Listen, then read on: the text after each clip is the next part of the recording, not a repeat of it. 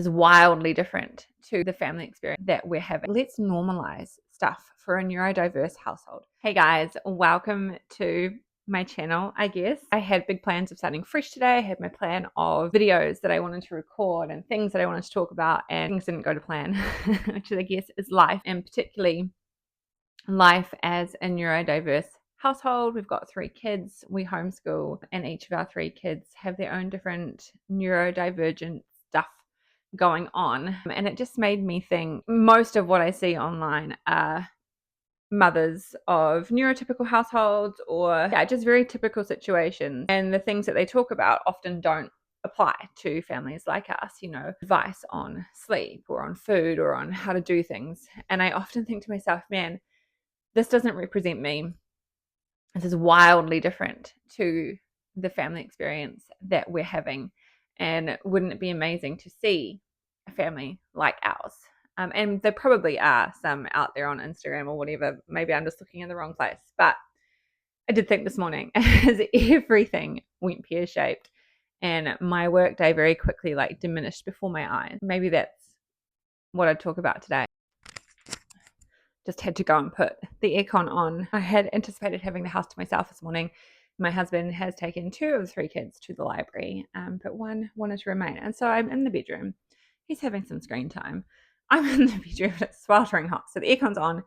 And I just wanted to, let's normalize stuff for a neurodiverse household. Let's normalize the things that we experience, right? It might not be normal, or let's commonize. That's not a word, but you know what I mean.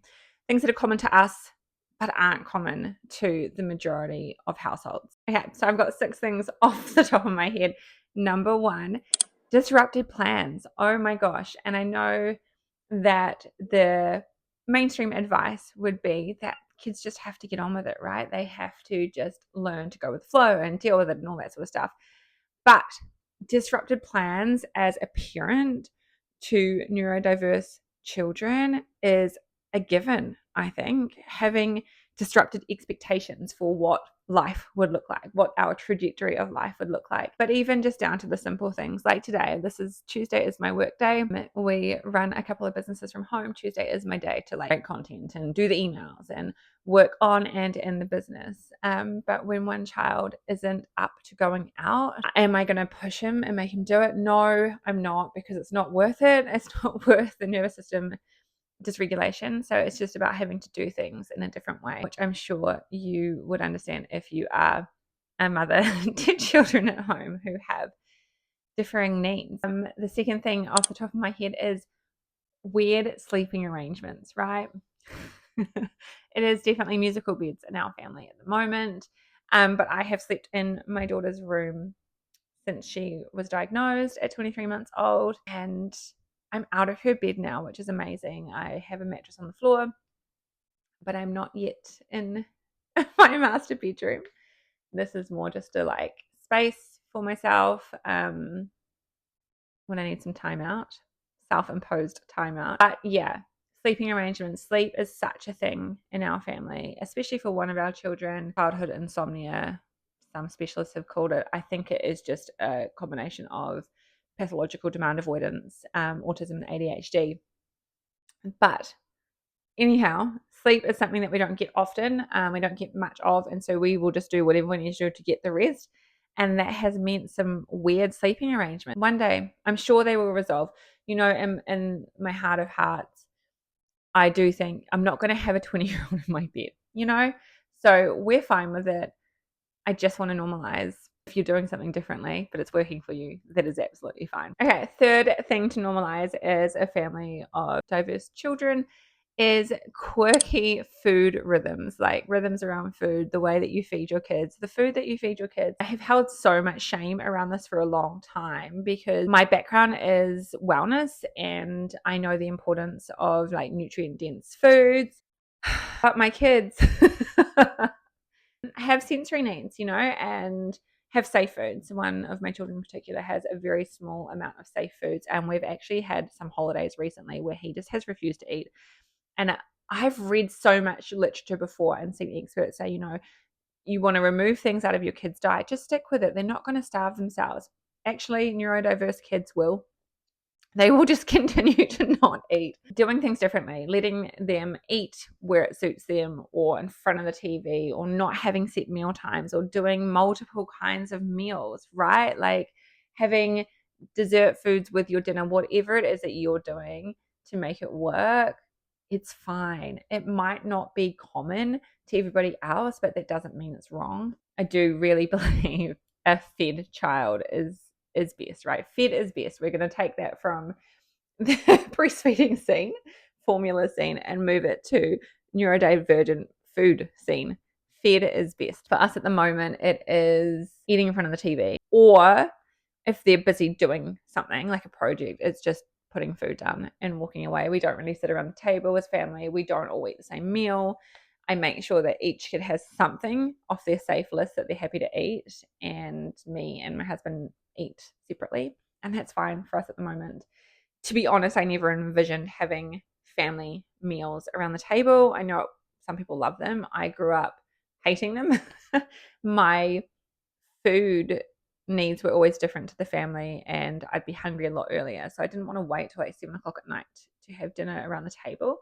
And it's just such a core memory of growing up that I thought, well, we'll do it differently, right? We'll feed, like, the food's out, you eat when you want, sort of thing. So it's kind of working so far. Everyone's fed. Fed is best. Okay, number 4 of what to normalize for neurodiverse families: not being able to go out for date nights. Oh, honestly, it's wild to me. It's wild to me seeing some of the content I do on like TikTok, Instagram, about how you've got to have weekly date nights as a couple to make your marriage last, prioritize it above your kids. And like, sure, we do. Like, me and Daniel, we started our family, right? We were here first. We're going to be here once the kids are all grown and gone. So it's important that we prioritize our marriage. But not everybody can do date nights, right? And it's not just neurodiverse families, it's a money thing as well, affordability thing. But even if you had the ideal situation and you had a family member or a friend who the kids felt safe with and they were willing to babysit for free,